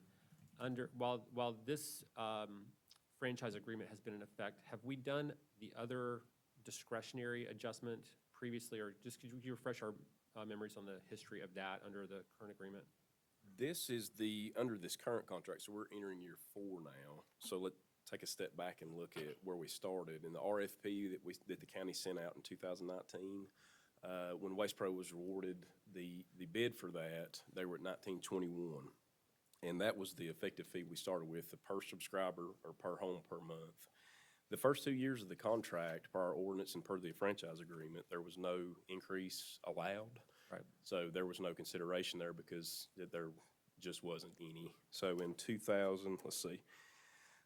So then for year 2022, the CPI adjustment was 6.9%. That was the first adjustment to the contract pricing, and that took the rate per month up to $20.54. And this previous year, the CPI adjustment for this year, which was effective January 1st, like you said, Commissioner Chairman, was 7.9%, and that brought the rate up to $22.16 per month. And when we're talking about the discretionary or Waste Pro coming for exorbitant or out of the ordinary cost increases that they've seen on their end, this is the first one that I remember that Waste Pro has brought to the board for your consideration. Right. I didn't recall one. I just want to make sure. Commissioner, and I'll add this as well. When they first started the conversation, to Don's point, it was much higher than 39 cents. And we've worked with them to bring it to something that we felt was reasonable at this point. So Chip has worked with his team to bring that from over $2 to 39 cents. So they have done some work to move it down from the $2. I forget how much more it was. Yes, it was over $2, Right. and that was just to come close to covering our costs. You know, I mean, we're going to need to make a decision on this one way or the other. Just thinking about this, like for the future, like if we were going to do another franchise agreement, and let's say Waste Pro's interested in and is selected for it. I mean, the idea of like the inflation adjustments or having like a fuel adjuster, or even maybe there's certain things that are so important to the business model, like Don was referencing, like around key recycling commodities or something. I mean, I like the idea of there being a clear formula that's driving these adjustments, right? I mean, when inflation goes up, I don't like that there's an increase, but I get it, right? Like those are real costs. Fuel is so important to this business because you're driving these big, heavy trucks around. Like that makes a ton of sense. If fuel goes up or down, that would just be adjusted. This is a lot harder, right? Because this is purely discretional. I understand that y'all can point to some different costs, but it seems like a lot more subjective kind of decision. So I don't know, just for the future. I mean, it's what we have today, so we've got to make a decision. But to the extent that we can just kind of have these things tracked by really clear, objective criteria in the future, I just think that's the ideal. Probably not saying anything y'all haven't thought about way more than I have, but just an observation. Because it's sort of the kind of thing that I feel like,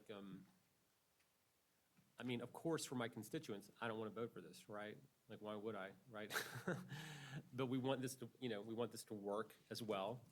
And it's the kind of thing that, to personally have like a really specific opinion about like what is the correct decision on this, it's something that I think you'd have to spend a lot of time really digging into the weeds on, which at our level, it's not something I think from a real practical standpoint, we're in a great position to do. So I'm just sharing a few thoughts on what I think is like it's a hard decision to make. Commissioners, any questions or comments? I just have a question since we're talking recycling. If I'm remembering correctly, Dane, from an earlier presentation, when you all were talking about there was a lot of recycling in the waste stream that was actually being put in the trash rather than the recycling. And I think with Waste Pro, you're picking up, that's every other week that you actually pick up recycling. Is that correct? Yes, ma'am. Okay. So I feel like that's something that we need to look into or think about in the future, because I wonder, like from your perspective, Dane, do you think more of that's going into the waste stream because the recycling is only being picked up every other week? And I will just say, while I have this opportunity, I will really love it when I no longer have to get any complaints about recycling not being picked up. And so I know you all are working on improving that, but I sure would appreciate it if you would continue to work on that, because I still get a lot of emails and phone calls about recycling not being picked up.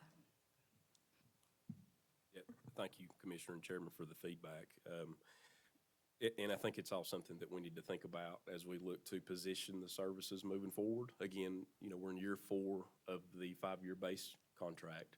There is extension options, right? So at the end of this term, there's 2 2-year extensions. If the commission board wanted to exercise those, I think those are the things that we need to talk about. We reference COVID and the Amazon of things and people working from home and all this packaging and material. When we set up in the contract to do the every other week recycle collection, we mirrored a lot of what the city of Asheville had success with for a lot of years. Less frequency of collection, hopefully less cost passed through to subscribers. But I think it's something we need to look at is, what's the best for the customers and the citizens. So definitely good feedback. Thank you. Before Commissioner Wells made the comment about picking up recycling, I was actually going to say thank you for addressing those when they do come in. I know that when folks have reached out, I've reached out directly to Dane and sometimes Chip. And I've seen personally in the area where I live, where those folks have called to say my recycling didn't get picked up on a Friday, Friday at 6, 7 p.m. I've seen that truck coming to pick up, a single recycling can. So I appreciate the responsiveness and the one-offs and how seriously you've taken that when folks have reached out directly to us, even over the holidays too. I know I had to reach out to Dane, so thank you for that. And for the smaller trucks too, particularly on, smaller country roads and dirt and gravel roads. It has certainly made a difference for a lot of constituents in my district that I've heard from. So thank you for that as well.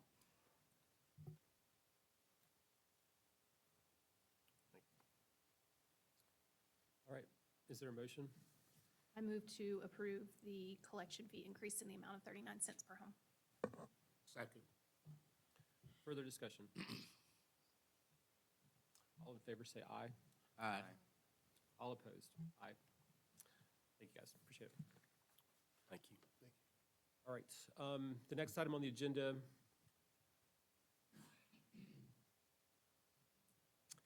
is the budget amendment for NC Pro Emergency Rental Assistance 2 grant.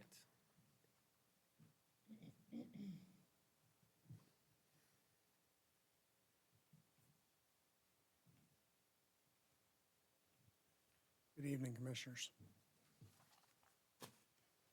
We have a short presentation by Philip Hardin. You had asked for some additional information around some of the housing assistance at our budget retreat, and we had planned to provide that information to you in a memo, but with this timely budget amendment, we thought it would be prudent to bring Philip here to chat about these, and then we can go ahead and do the budget amendment.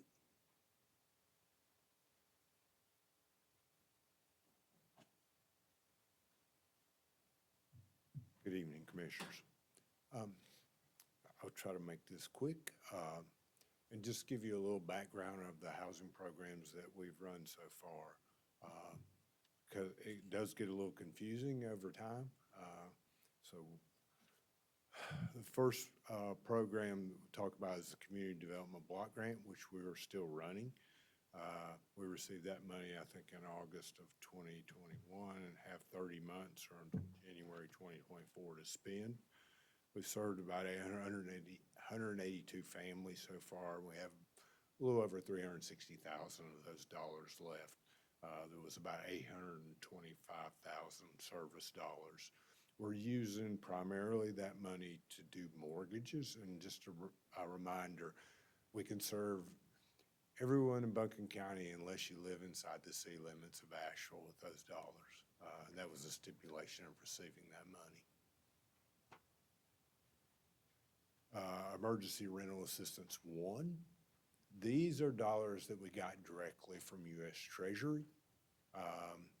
We received these in January of 2021. It was about $7.8 million. Those dollars are gone and have been gone for a number of months now. We served almost 2,700 people. And remember, we've talked about the definitions of these with the ERA 1 or emergency. You had to have an income loss, meaning you had to have lost a job, you had to have reduced hours, laid off, those kinds of things in order to be eligible for ERA 1. And those dollars had to be expended by September 30th of 2022 as of last year. And then we received some money from the state. It's really the same money. It was the federal dollars that were, this is Emergency Rental Assistance 2. This is out of the second stimulus bill. We received these dollars in about May of 2021. It's right at 6.1 million. Those dollars are gone in about 9 months. We served a little over 2,100 families. We had until September 30th of 2025 to spend those dollars. The definition is a financial loss during COVID. So it wasn't necessarily an income loss. And the example I always give is you could possibly be eligible for the ERA $2 say your car broke down and you had to have a car repair, you had a financial loss to some extent, or medical bills, you could possibly be eligible for emergency rental assistance too with that. Then we received 2 allocations of emergency rental assistance, one through the state. These were federal dollars that were funneled through the state, and the state set aside some of the dollars that they got. They got about $550 million out of that allocation. They ran the NC HOPE program for the 87 counties that did not receive direct allocations, and they set aside some money for those counties that received direct allocations, as Buncombe was one of those. So We received our first allocation, about 2.5 million in February of last year, and then another 2.5 million in June. We spent the vast majority of that $5 million. We did return some dollars. We only had till September 30th of last year to expend those dollars, and we ran out of time. And you could not pay past September 30th either, so we just ran out of time with those dollars. And then Look, I'm curious, how much did you have to return on that one? it was about, it was right at $1 million. In a 6-month period, we just didn't have the time to spend the dollars that they had allocated to us. And we're here tonight to talk about ERA NC Pro 2. These are emergency rental assistance dollars of the second variety, 2. Same thing happened. The state set aside allocations for counties that got direct allocation, which we've expended, so we could request the dollars from the state.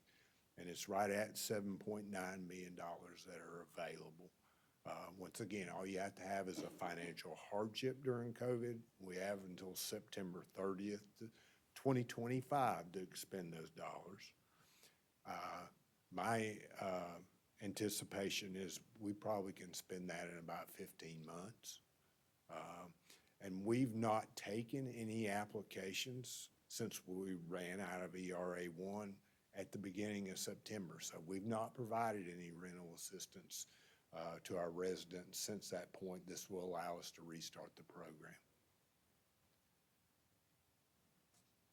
So any questions? Since you're restarting the program, can you speak some to how people would access that and talk a little bit more about what qualifies for the financial hardships, just to help educate the public?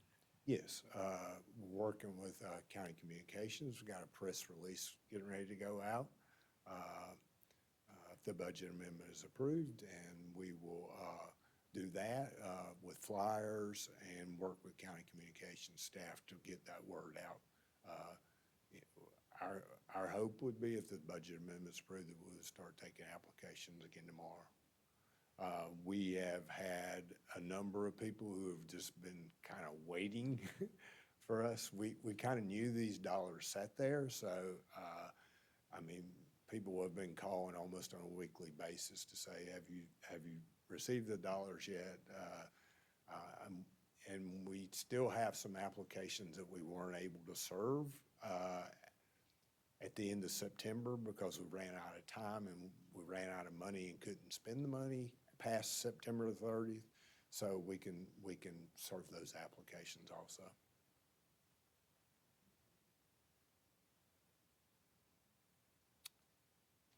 All right. Any other questions, commissioners? Any additional information we need before we vote on the budget amendment? So as Philip said, North Carolina Pandemic Recovery Office has provided additional funding of $7,980,699. 5% of this award, $399,033, may be used for administrative costs and will continue to support 3 previously approved temporary positions as well as contracted services for additional staff as necessary to administer the benefits. No new county funding will be needed in fiscal year '23.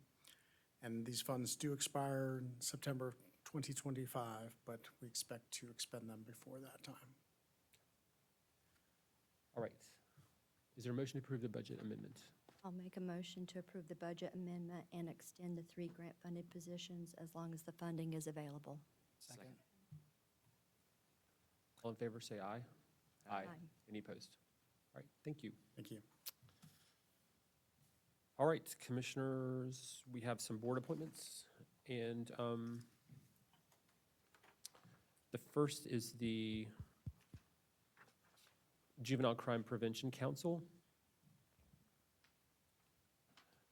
I'll make a motion to appoint Blythe McCoy, Elizabeth Kraft, Tyshawn Johnson, and Brandon Priester. Second. All in favor say aye. Aye. Any opposed? And the Ag Advisory Board for Farmland Preservation, we have one appointment. I'll make a motion to appoint Louis Welch. Second. All in favor say aye. Aye. Any opposed? On the African American Heritage Commission, we have one appointment. And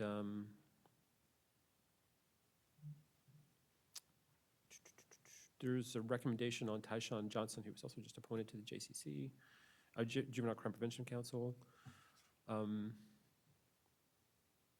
we haven't done interviews for it, which we could, or we could support the recommendation.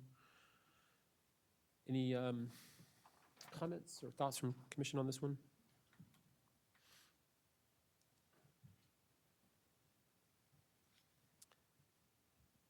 And Lamar, the recommendation is from the commission on the appointment. It is. Okay. Did they interview, or? Do you know if they did interviews? I'm not aware if they done interviews. I think they did, but I can get clarity on that. Okay.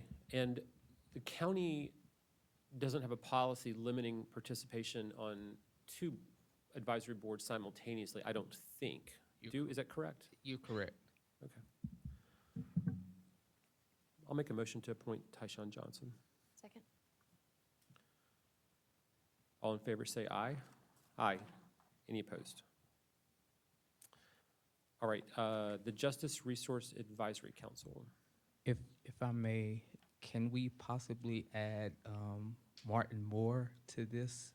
I think Jasmine has stated that Commissioner Moore wanted to also be a part of this appointment as well. Okay, that's separate from the citizen appointment position. Correct. Yep, okay. It would be just rotating Jasmine off and Martin on. Exactly. Right, okay. All right, let's address the reappointment first. Make a motion to, I'm sorry. Oh, I make You have a motion to comment? appoint Joseph Hackett. Okay. Second. All in favor say aye. Aye. Aye. Any opposed? Make a motion to appoint Jasmine Beach, to appoint Martin Moore and Jasmine Beach for our current position. Second. All in favor say aye. Aye. Aye.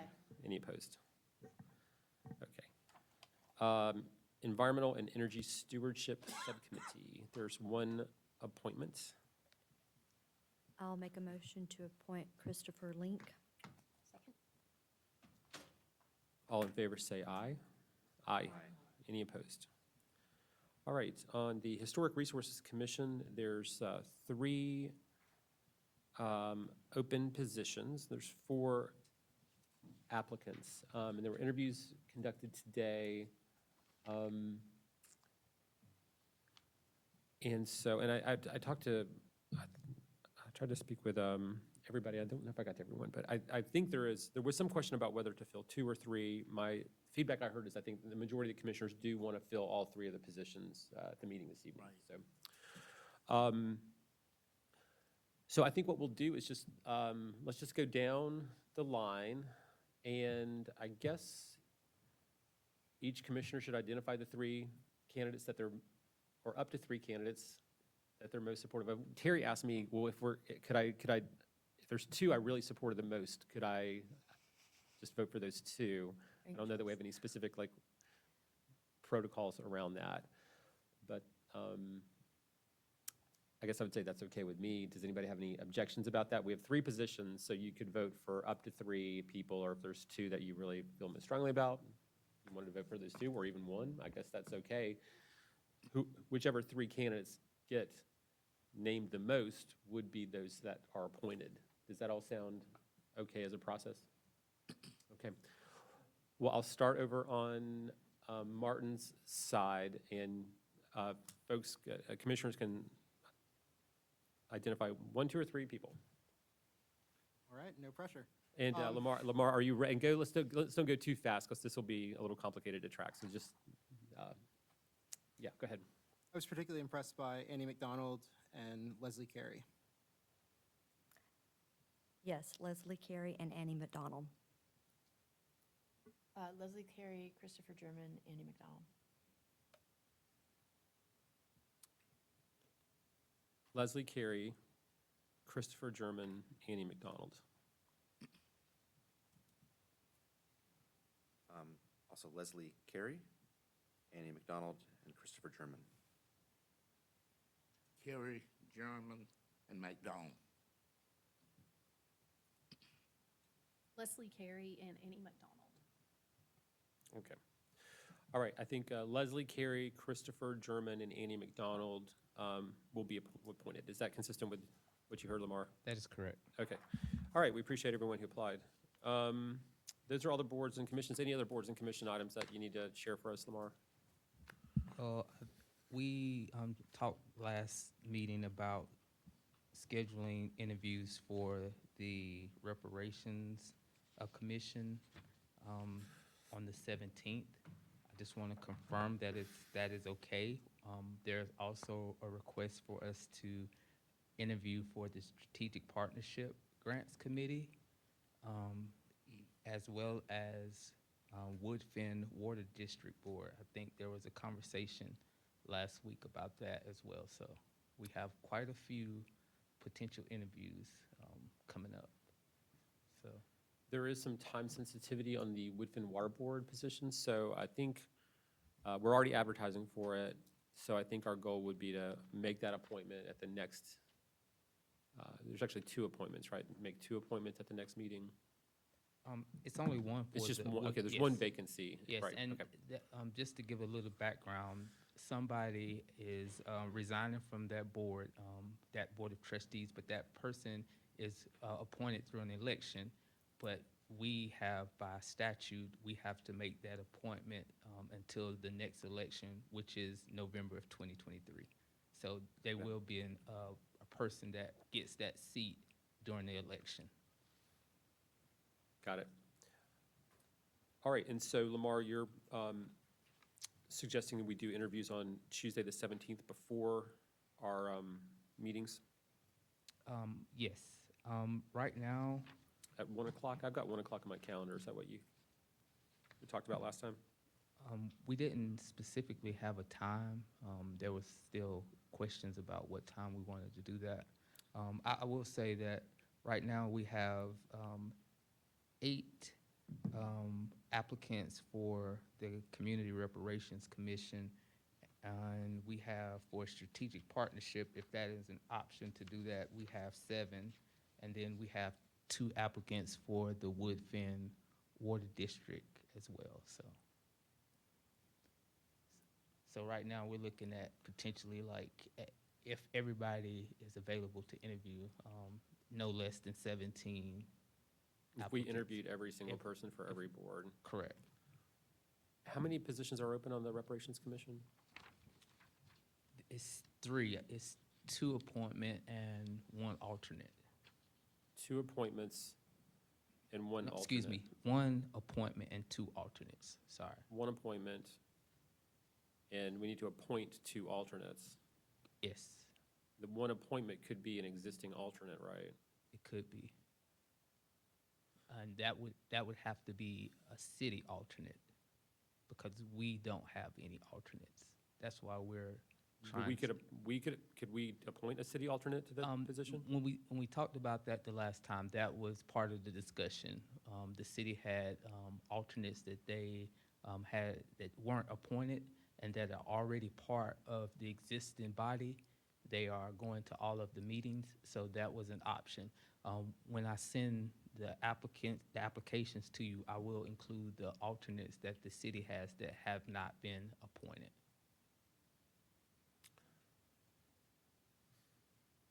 And that was a larger discussion that we had when we discussed that. And I think Assistant County Manager DK Wesley also was part of that discussion as well, if there needs to be any additional questions about that. Okay, I'm sorry, and could you I know you just said this, but so there's the reparations, and then the other committees to interview are which ones? Strategic Partnerships Grant Committee. That's how it's many? time sensitive. And that's how many candidates? That is 7. That's 7, and it's for 1 position? excuse me, that is 8, and that is for 3 appointments. For 3 appointments, okay. All right. Commissioners, let's start with just strategic partners. Y'all want to interview everybody who's applied? And there's no, has it closed so nobody else can apply? It has Okay. closed. Do we want to just interview all those people? Okay. All right, and then, do we just want to interview all these applicants for all these boards? Okay.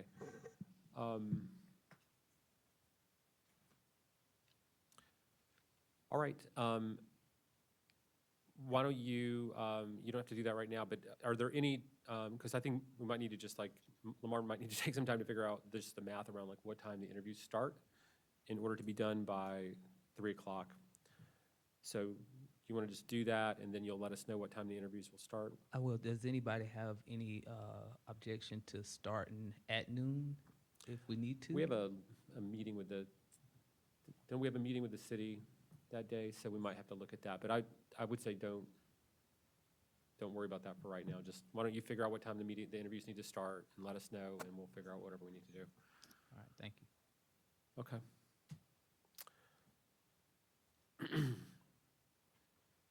You know, I have been an advocate in the past and remain an advocate for the idea that we should have like a subcommittee of this county commission to like work on this and like think about, because I think there is, I believe there is a more efficient way to do this.